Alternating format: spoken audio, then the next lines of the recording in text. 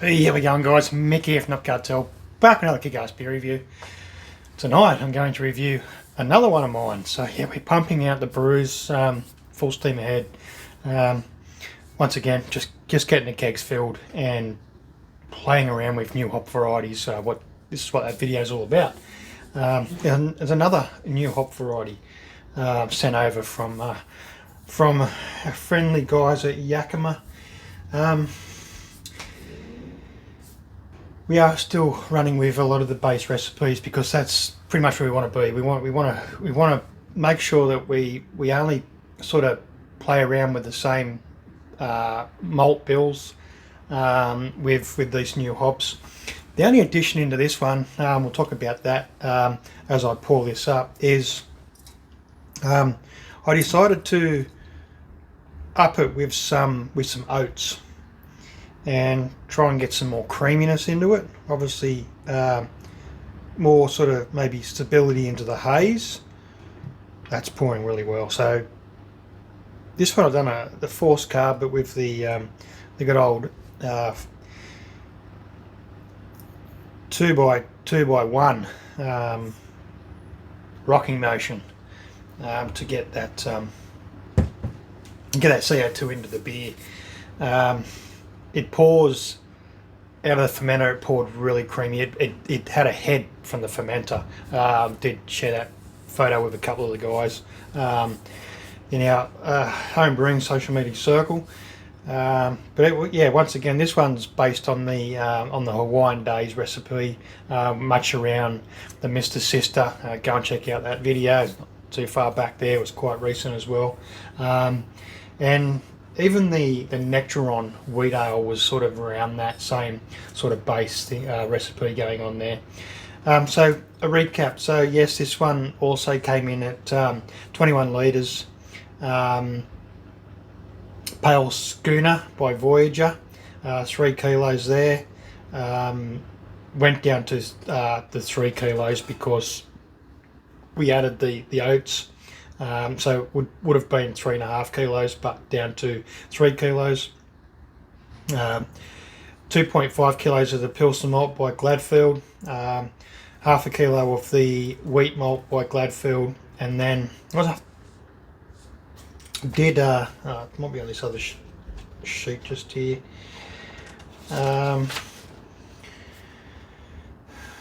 800 grams, 0.8 of a kilo of oats, 65 at 60 minutes for the mash, and then pretty much the same hopping schedule. USO 5 for the yeast, the hopping schedule of the Vista. So this is what it's all about. This is a new variety, quite new, not available at the moment. I was quite lucky to get a little bit, probably enough for another brew, probably only enough to maybe mix it in with something else, which is what they've recommended. But this one's pretty much this malt bill based on that hop alone. So the 10 grams in at 60 minutes in the boil. We'll add that this is an 11% alpha acid hop, a little over 11% alpha acid.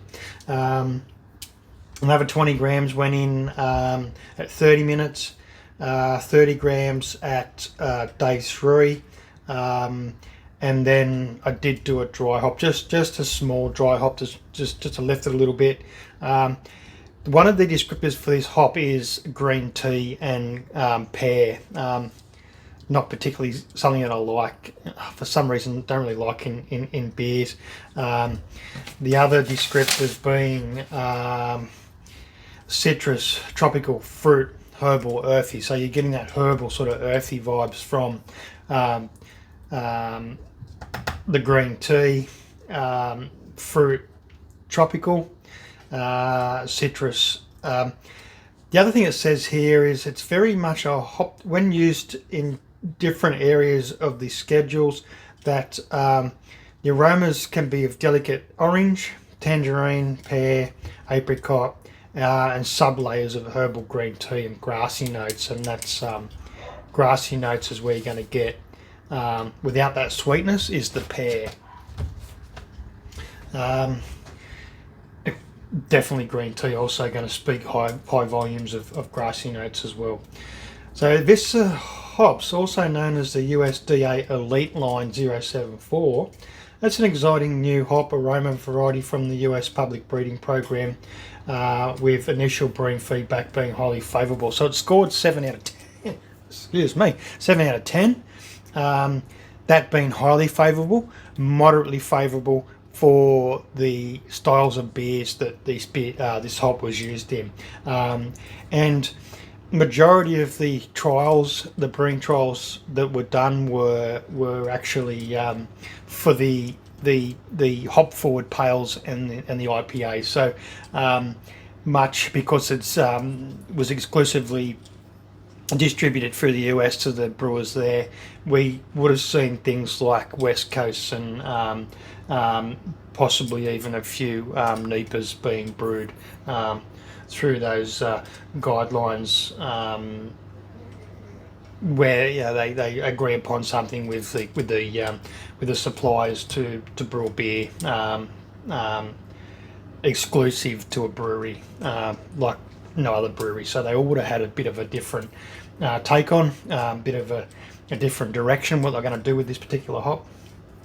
Mainly why I've chosen to play with this one, basically with my go-to, one of my few go-to recipes for this. So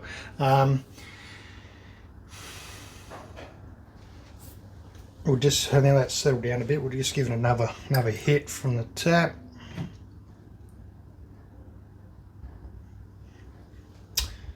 Alright, so very juicy looking, very sort of, I'd say, yeah, like a breakfast juice, orange juice type looking beer. There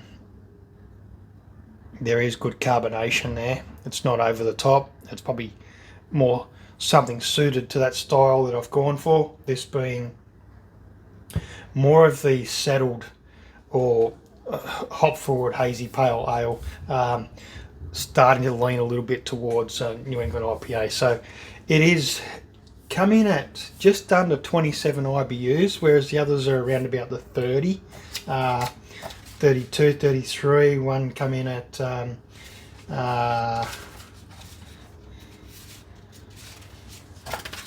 other one coming in at 26. So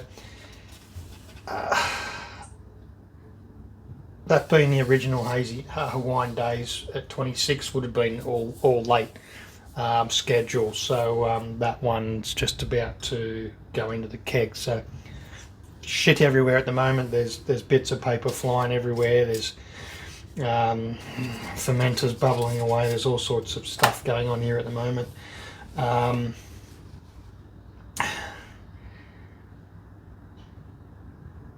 Also recommended for lagers and lighter style beer. So if you're planning on doing a lager, pilsner, wheats, particularly an American wheat or an Australian wheat or a New Zealand wheat, something like that, off style for a wheat beer, but more in line with the origins of your country.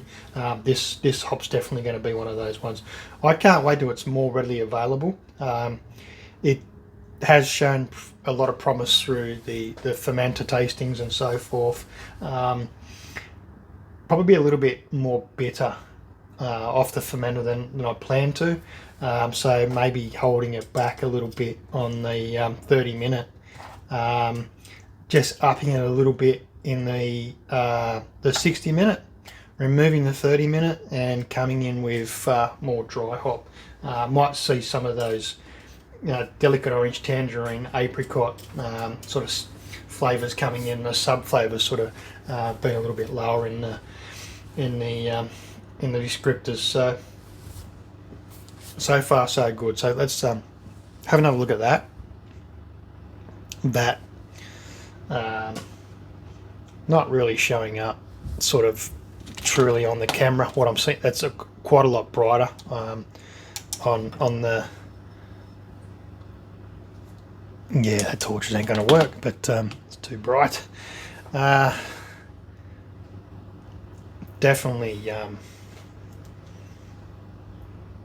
definitely juicy looking. Nice little subtle head on it. In a stout glass of all things. I think it's probably good because it is wider at the top. I can get my nose in there and get sort of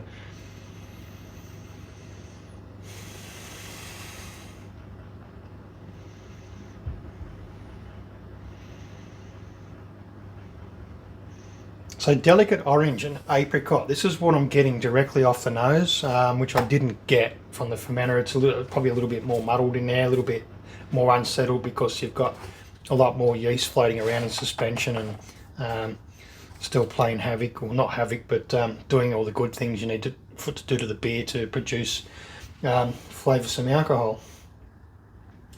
Yeah, definitely. Yeah, I say orange tangerine.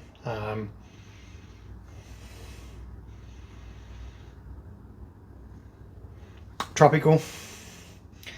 Citrus, yeah, tangerine. That's pretty much all I'm picking up there. Certainly not a lot picked up off the malt bill, which I picked up in the others. So there is a little bit more of a dominance there for the hops in this one over the malt bill. So.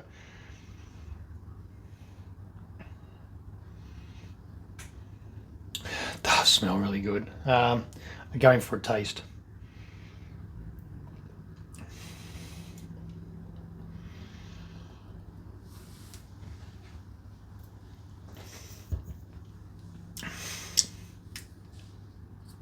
I would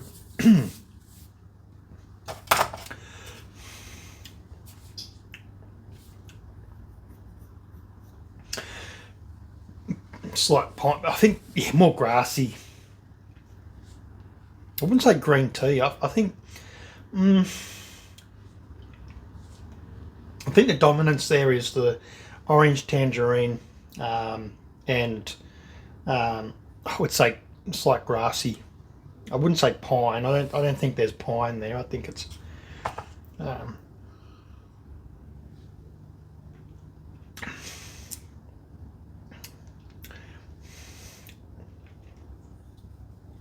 I would say it's more bitterness that I'm sort of copping there. It's a nice bitterness. But I would say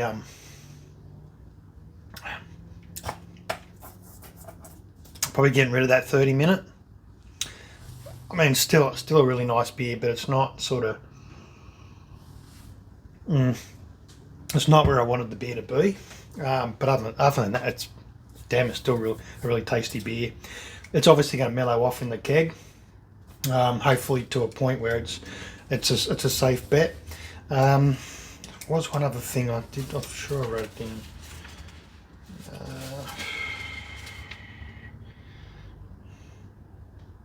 We did punch this one down into the lower end of the fermentation temperatures, excuse me, as well.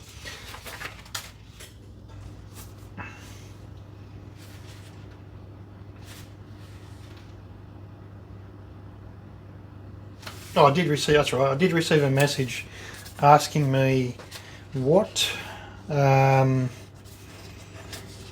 brew app I use, and that is, I think I've mentioned it several times, and I think Grainfather is the app that I use, and my preference for that was because I found it easier to set up with the Robo Brew and the custom sort of setup.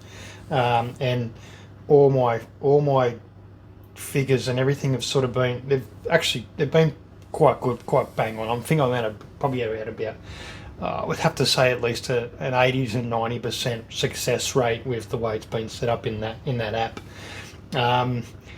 And that led to the further question being, how do I find these recipes? Well, all my recipes are locked to private. And I did have some of them unlocked there for a little while. There's been some lucky guys that have sort of jumped in and found them, gotten hold of some of those recipes. This is so more power to them, but they've all since been locked. The main reason for that is because of the feedback. There was certain feedback that I was getting that was sort of just shutting down the whole the concept, the direction that I was going with all of these recipes, and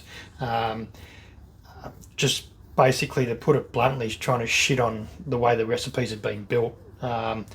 Let's not forget that when we brew, we generally brew to our own tastes, and we find something that we really like, and we tend to run with it with anything more than others.